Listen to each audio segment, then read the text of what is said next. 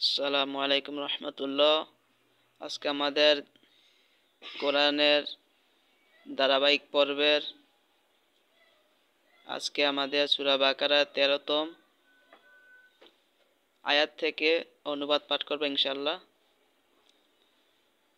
প্রথমে 13তম আয়াতে বলেছে, ওয়াইদা যখন কিলা বলা হয় লাহুম তাদেরকে, আমানু তোমরা ঈমান আনয়ন করো, কামা আমানান নাস যেমন অপরাপর লোকেরা ঈমান এনেছে।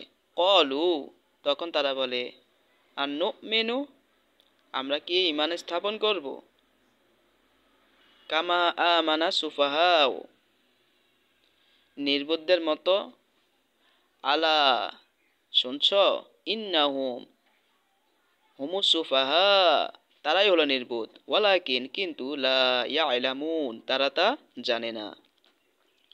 ওয়া ইযা এবং যখন লাকুল্লাযিনা ঈমানদারদের সাথে,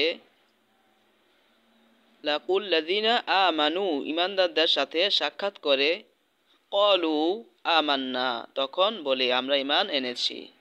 ওয়া ইযা আর যখন খলাউ নিবৃত্তে মিলিত হয়, ইলা শায়াতিনহিম তাদের শয়তানদের সাথে, ক্বালু তখন বলে ইন্না নিশ্চয়ই আমরা মাআকুম তোমাদের সাথে রয়েছি, ইন্নামা নাহনু নিশ্চয়ই আমরা তো মুস্তাহজিউন তাদের সাথে ঠাট্টা তামাশা করে থাকি।